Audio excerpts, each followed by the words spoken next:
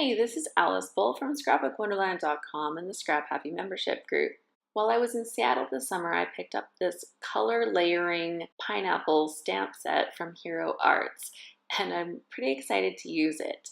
Both the top and the bottom of the pineapple have 3 different layers. So there's a solid base, and then there's 2 detail sections.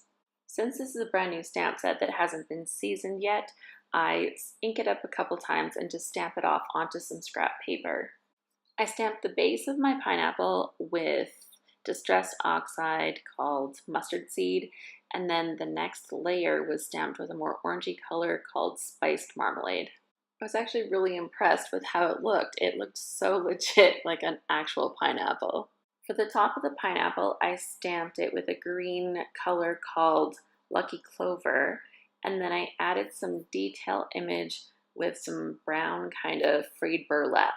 Sometimes when I'm stamping with a multi-layered stamp, instead of using different colors of ink for the layers, I use different values. So I stamp off some of the ink and then use lighter impressions. Man, I'm just so excited with how this turned out. Doesn't that look great already?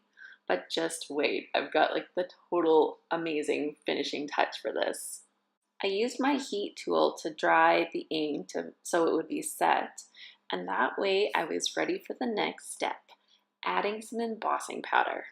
I recently got 2 really fun embossing powders. The first one is called Pineapple Paradise. It is from a company called Wild Whisper out of Canada, and this embossing powder actually has sparkles and everything in it. Oh my goodness, it is just amazing. It is so beautiful, and I couldn't wait to try it. And because it's called Pineapple Paradise, of course, I wanted to do something with a pineapple first.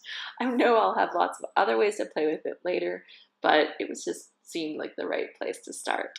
For this step, I used my Versamark ink to add another layer of texture and dimension using another layer of the stamp.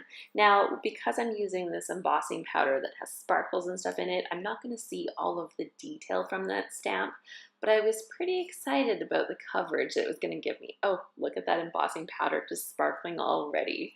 Oh my gosh, so exciting.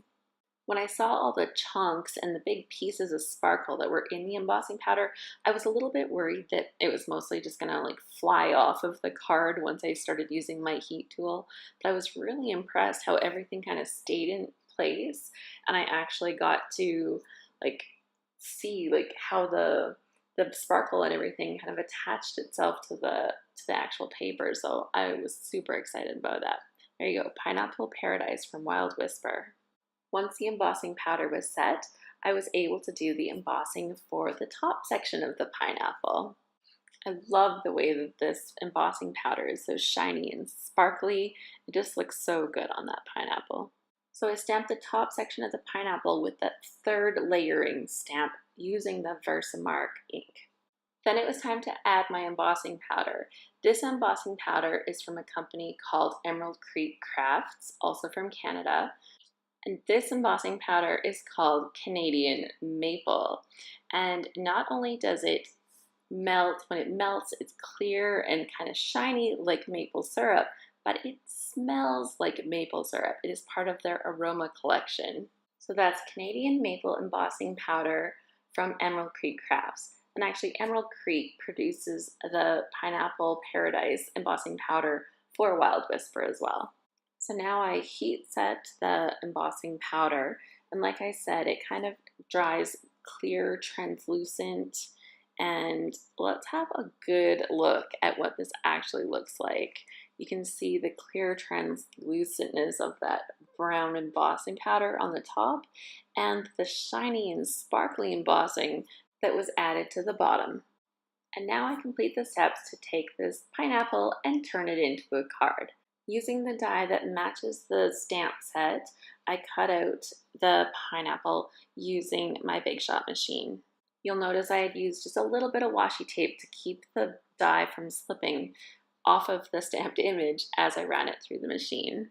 Then I grabbed some pink floral scrapbook paper to make a little mat in the background, and I decided that I wanted another white mat over the top. I like that pink paper, but it's a bit bright and overpowering. Now I stamped my sentiment with the green Lucky Clover ink, and I used some foam tape to add the pineapple onto the front of the card. I also used some foam tape to add the white layer to the card, and that created 2 layers of dimension on there. I put it all together and this card was done. Sending you warm wishes and sunny smiles.